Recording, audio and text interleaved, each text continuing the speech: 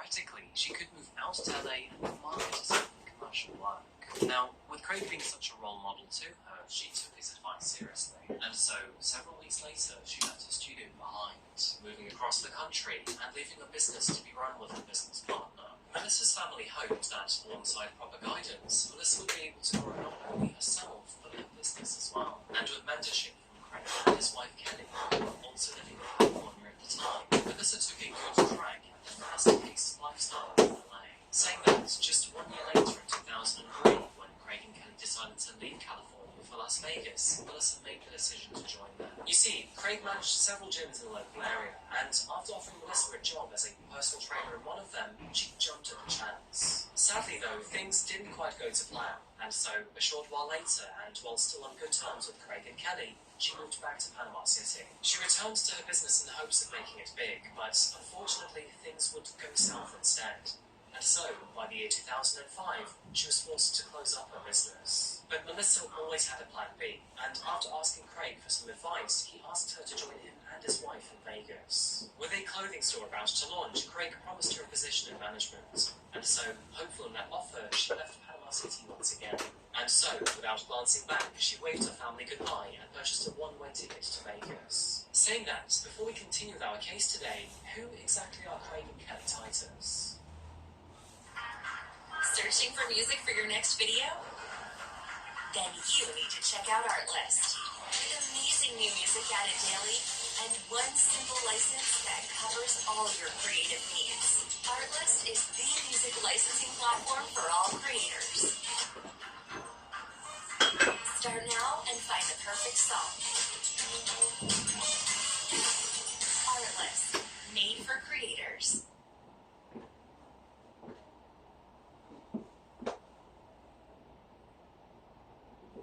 Born on January 14, 1965 in Wyandotte, Michigan, Craig lived most of his early life in a town called Riverview near Detroit. With a younger brother named Kevin and a younger sister named Nicole, he was the oldest of 3 children. He led a relatively quiet childhood, getting along with his siblings and playing with other kids in his neighborhood. Unfortunately, Craig was not physically the biggest kid on the block. In fact, he was actually one of the smallest, and when he tried out for the high school football team, he had no success and would soon quit after. Due to his smaller stature and lack of confidence, he felt that he was too small to compete against the bigger kids. Instead, Craig learned how to wrestle, where he would soon find some moderate success. When graduating from high school, Craig measured 1 meter 65 and 64 kilos, that being 5'4" and 140 pounds. And so, at the age of 21, and sick of being looked at as the scrawny kid, Craig began to work out obsessively. Quickly becoming addicted to his physique, he pivoted from regular working out to intense bodybuilding, and in 1988 he attended his first competition, to which, no surprise, he won. As time passed by and his body grew to bigger proportions, he found more victory and became specially recognized in the scene. Craig was known as a work hard, play hard type of guy, and garnered quite a bit of a reputation. And no stranger to drug use, he had his first run into the law in 1995, where he was charged with conspiracy to possess and distribute ecstasy. He was therefore sentenced to 16 months house arrest via monitoring with an electronic ankle bracelet. And during this period of time, he would work out more and get even bigger. He was arrested again in July of 1997, this time for violating his probation by testing positive for anabolic steroids. Craig was famously open about his use of steroids, by the way, quoted as saying, "Dude, you won't get this big unless you use them." While other bodybuilders of this caliber were likely keeping their illegal enhancements a secret, Craig was honest about his usage and the impact they had on him. Despite his stints with law enforcement, Craig was on top of the bodybuilding world, winning both a Mr. Olympian title and an Ironman title. It was on an average day during one of these competitions that he met a beautiful and athletic woman named Kelly Ryan. Famously known as Flying Ryan, she was dominant in the world of gymnastics and weightlifting. Kelly was also renowned by bodybuilders and enthusiasts alike, holding the title of Miss Fitness America. Craig claimed to have fallen in love with her right away, while Kelly herself was initially resistant to his advances due to his reputation. Craig was known to be arrogant and somewhat of a womanizer, whereas Kelly was known for working gracefully and keeping her head straight. Due to her cheery and energetic nature, Kelly was described as an all-American cheerleader who loved to perform and help others. Despite their personalities being quite different, the two had very similar work ethics and a very similar drive. and eventually Kelly came around to Craig's advances. After seeing each other at various events, Craig and Kelly eventually began to date, and in July of 2000, after moving to Las Vegas, the two eventually married. No surprises here, but their union made big headlines in the bodybuilding world. Not only did it solidify their relationship, but their own professional careers too. The two soon became known as a power couple and quickly gained fame in the bodybuilding world, becoming fully fledged household names. Featuring on several magazine covers and starring in fitness exhibitions together, they were at the very top of their game. And it was during one of these fitness exhibitions that Craig first met Melissa, and as we already know, their relationship would progress from there. Returning to the present day in our story, and in the year 2005, Melissa excitedly bought a ticket and moved out to Las Vegas to live with Craig and Kelly. In her mind, this was her one chance to finally make it big. And should she become an icon herself, she would make enough money to buy back her dance studio. Instead of renting her own apartment, Melissa moved into Craig and Kelly's home. But despite plans to live there long term, in reality she would only last there for 4 months. That was because behind the scenes, the relationship between Melissa, Craig and Kelly unfortunately turned volatile. Apparently, the two never actually paid Melissa for any of the work that she did. And speaking of work, it turns out that Melissa was never actually involved in the clothing line that Craig promised she would be a part of.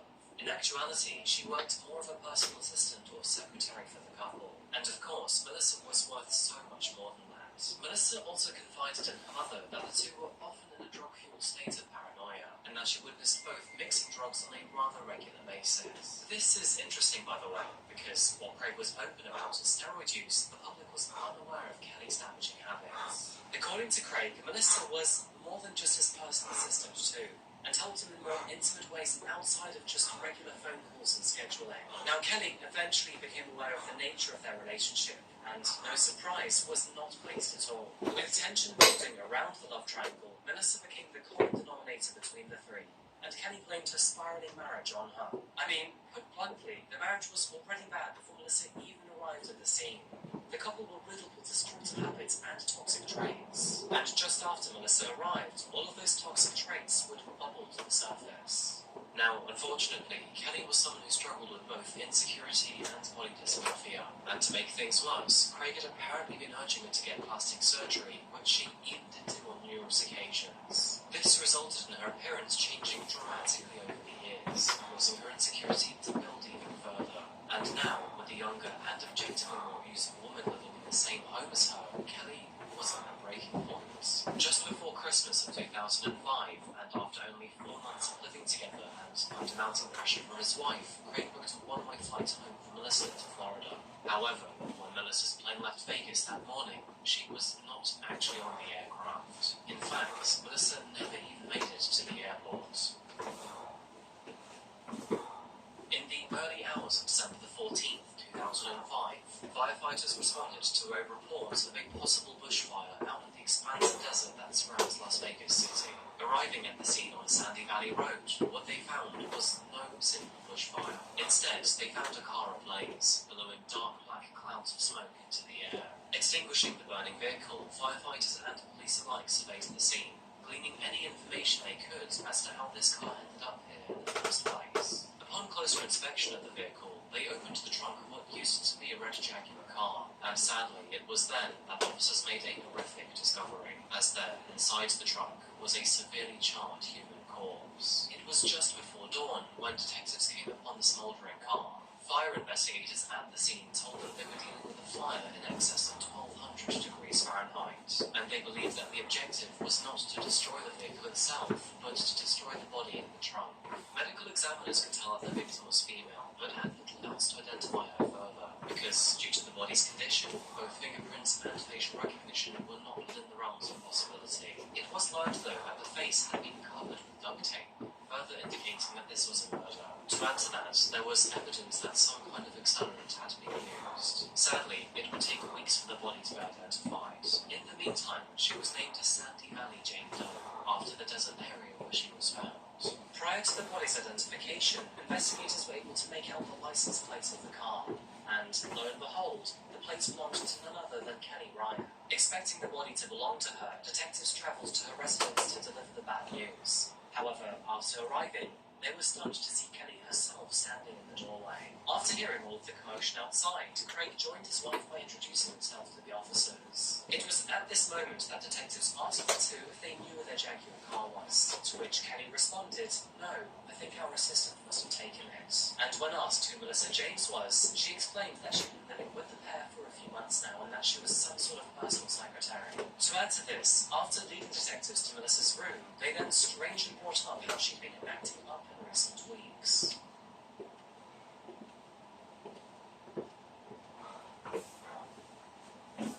It's never been more important to secure your site's data. Show visitors their data is protected and help boost your Google ranking with an SSL certificate. Start today at GoDaddy.com.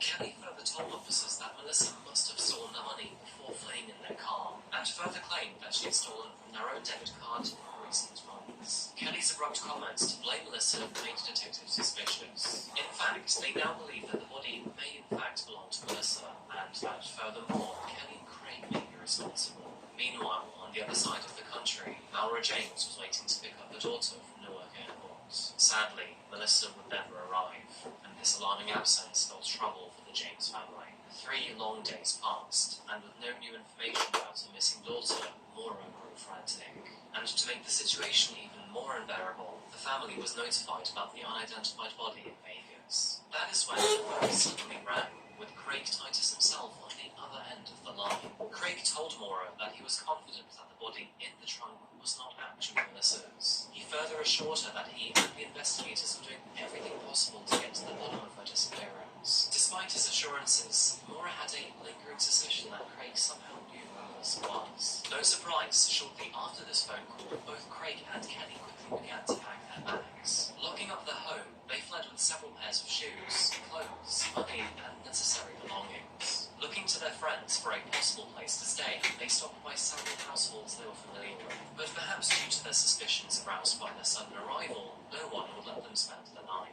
As Craig and Kelly planned their next move, detectives made a breakthrough in the case. After reviewing a credit card that Kelly claimed was stolen by Melissa, detectives traced the location of its recent activity and analysed any and all surveillance footage related to those purchases. They eventually learned that the credit card was used at a Walmart the night before Melissa vanished, and disturbingly, the purchase made was 7 bottles of lighter fluid. To add to the concerning details, surveillance footage from Walmart confirmed that it was not Melissa on the other end of the credit card. Instead, it was Kelly Ryan. To make things worse, another camera outside of the Walmart confirmed that Craig was waiting for her inside the Jaguar. Upon close inspection of the footage, investigators noticed that instead of putting their cargo into the trunk, it was loaded into the rear passenger seat. Which makes you wonder, what was already occupying the back of the car? Racing back to the Titus residence, officers found the house locked and vacant. Once the couple realised they were not getting any help from their friends, they decided to take matters into their own hands. In order to remain incognito, Craig traded his truck for a new one, and before police arrived at their house, the couple struck out cross-country. A nationwide manhunt ensued, with investigators even asking the FBI for their support. And after the news broke out, fans across the globe began to wonder and speculate what on earth was going on. But all of those questions and thoughts would remain unanswered, because Craig and Kelly, they seemed to have vanished into thin air. The mystery did not last long though, and just a few days into the search, detectives received a tip. Apparently, the couple had been seen just outside of Boston, Massachusetts. And they were right, because, of all things, Kelly was in the mood to get her nails done. And surprise, surprise, she was arrested at a nail salon just several minutes later. And a few blocks down the street, Craig was captured in his truck. Now arrested, and with the evidence stacked against them, it seemed unlikely that Craig or Kelly had any hope of returning to their normal lives. But this video so far doesn't actually answer any of the big questions. What exactly happened on the night of Melissa's disappearance? And how could a loved friend of the family be so savagely murdered? Despite plans for Melissa to return home the following morning, the atmosphere on the night of December the 13th was unfortunately tense. It's believed that after an argument between Kelly and Melissa turned physical, Kelly pulled out a stun gun and then tased Melissa until she fell to the floor. On a phone call in the adjacent room, Craig heard the commotion and then rushed to the aid of his wife. Upon entering the room, he saw Melissa incapacitated on the floor and Kelly armed with a stun gun. Now, despite the clear lack of threat and in what may have been a drug-induced rage, the two then choked Melissa, first with a bathrobe tie and then with a speaker cord. Craig and Kelly then wrapped her face in duct tape, from above her eyebrows to below her lips. At some point in time that evening, the couple then injected Melissa with a fatal dose of morphine, which tragically would have undoubtedly killed her. In need of a third party to help get rid of the body, Craig called one of his friends, Anthony Ross. Being much younger than him, Anthony was likely a bit starstruck and even felt honoured to know Craig, let alone have had the opportunity to help him. Now, Craig likely used this to his advantage, and would have convinced Anthony to follow him out to the desert to help dispose of the body. At around 3:30 in the morning of the 14th, and before venturing into the desert, Anthony was seen walking into a convenience store close to the site of the burning car. At around the same time as this, Kelly was spotted buying lighter fluid and driving off with Craig in a Jaguar. Meeting in the desert, Craig doused the vehicle with lighter fluid before setting it ablaze. But unfortunately for them, in their dash to flee the scene, Anthony left behind a key piece of evidence. Detectives later found a clean flashlight just north of the crime scene, and after checking Anthony's credit card history and confirming the purchase, they hauled him in for questioning. With Anthony now in custody, the police quickly made their way to Craig's and Kelly's home. But at that point, the two had already fled.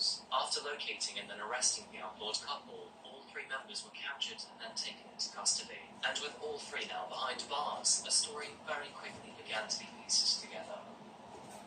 Now, of course, when Craig and Kelly were arrested, they came with their own version of events. Claiming that they found Melissa overdosed and surrounded by needles in their Jaguar, the two decided to burn the car and the body to, quote, salvage their reputations. They then bound her, placed her in the trunk, and then took her out into the desert to burn. Despite being convinced of Craig's and Kelly's guilt, officers were not sure if they could build a strong enough case to convict them. And so, in response, detectives offered Craig and Kelly a plea deal, to which they both accepted. On May the 31st, 2008, instead of going to trial, Craig pleaded guilty to second-degree murder. He was therefore sentenced to 21 to 55 years in prison. Kelly Ryan pleaded guilty to arson and battery with a deadly weapon. As a result, she received a sentence of 6 to 26 years behind bars. Anthony, on the other hand, took his case to trial, where he was eventually found guilty of arson and accessory to murder. No surprise, but while the two sat in prison, Kelly filed for divorce from Craig. In the meantime, and while behind bars, Craig supposedly tried to arrange a hit against 3 of the people who testified against him. This was quickly thwarted by police, however, and in the end, no one was harmed. In October 2017, and after serving only 9 years behind bars, Kelly Ryan was officially released on parole, and she now walks the streets as a free woman. Which is crazy because Craig still remains behind bars. In a case where both lovers had an equal part in Melissa's murder, this kind of seems unfair on Craig, and at least in my...